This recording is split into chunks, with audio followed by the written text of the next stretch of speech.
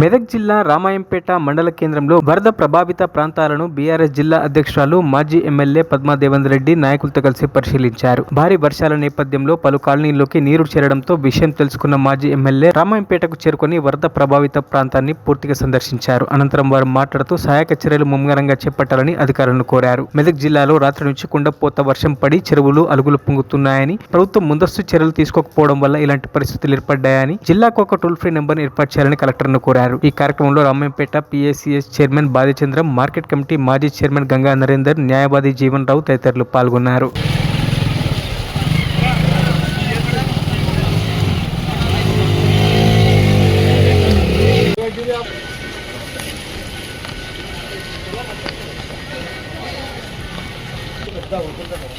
అక్కడ మన చెరువుకుంటా ఉంది మొత్తం నిండి బీసీ కాలనీ వాటర్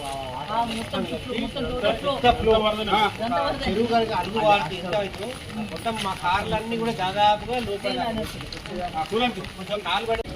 ఈరోజు మెదక్ జిల్లాలో కుండపోత వర్షం పడి చాలా చోట్ల కూడా చెరువులు అలుగెళ్ళడం, చెరువు కట్టలు తెగిపోవడం, చాలా ప్రమాద స్థాయికి వర్షాల జిల్లా యావత్తు కూడా రెడ్ అలర్ట్ ప్రకటించే విధంగా దారుణమైన పరిస్థితులు కనబడతా ఉన్నాయి. కానీ ప్రభుత్వం ముందస్తు చర్యలు తీసుకోకపోవడం వల్ల మేము ఎక్కువ చెరువులు కట్టలు దిగడం కానీ ఎక్కువ ప్రమాదాలు సంభవించే అవకాశం ఉందని చెప్పి ఎంత హెచ్చరించినప్పటికీ కూడా సరైన ప్రత్యేకమైన చర్యలు తీసుకోకపోవడం, అడ్వాన్స్గా కొంచెం ప్రత్యామ్నాయ చర్యలు తీసుకోకపోవడం వల్ల చాలా ఇబ్బందులు వచ్చినాయి. ముఖ్యంగా చెరువు కట్టలు దిగిన తర్వాత రోడ్లు తెగిపోయి రాకపోకలు బంద్ అయిన సందర్భంలో ప్రజలు చాలా ఇబ్బంది పడుతూ ఉన్నారు. ముఖ్యంగా ఇంకా రాజ్పేట దగ్గరనైతే కొత్తపల్లి బ్రిడ్జ్ దగ్గర అక్కడ ముగ్గురు ప్రమాదవశాత్తు ఒక పోల్ను పట్టుకొని నిలబడ్డారంటే కూడా మరి ప్రభుత్వము లేటుగా స్పందించడం వల్ల అక్కడ ఇబ్బందికరమైన పరిస్థితులే ఉన్నాయి. ఒక 10 మంది బ్రిడ్జ్ మీద ఇరుక్కుపోయినారు. ఇప్పటికీ మరి వాళ్ళను పట్టించుకున్న పాపన ఇప్పుడే అక్కడికి వెళ్ళి విజిట్ చేయడం జరిగింది. మరి అక్కడ ఏదైతే రిస్క్ టీం వచ్చిందో వాళ్ళు కొంచెం ప్రయత్నం అయితే చేస్తూ ఉన్నారు. మేము చాపర్ కావాలని అడిగినాం. ఎందుకంటే గతంలో కేసీఆర్ గారు టేకలగడ్డల అప్పుడు ఏడుపాయల దగ్గర ఒక 10 మంది ఇరుక్కుపోతే వాళ్ళని తీయడం కోసం ఇమీడియట్గా చాపర్ పంపించడం జరిగింది. ఇప్పుడు కూడా వాళ్ళని రక్షించడం కోసం, వాళ్ళ ప్రాణాలే ముఖ్యం కాబట్టి ప్రాణాలు రక్షించడం కోసం చాపర్ కావాలని అడిగినాం.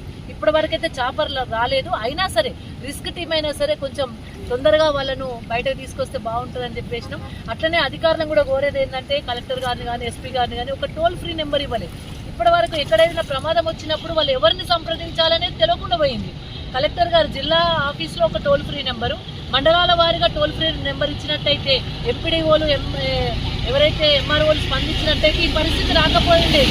చాలా చోట్ల ఇల్లు కూలిపోయింది, చాలా చోట్ల రోడ్లు వెళ్ళిపోయినాయి, చాలా చోట్ల ఏవైతే చెరువు కట్టలు తెగిపోయి ఊర్లకు ఊర్లు ఇబ్బందికరమైన పరిస్థితులు వచ్చినాయి.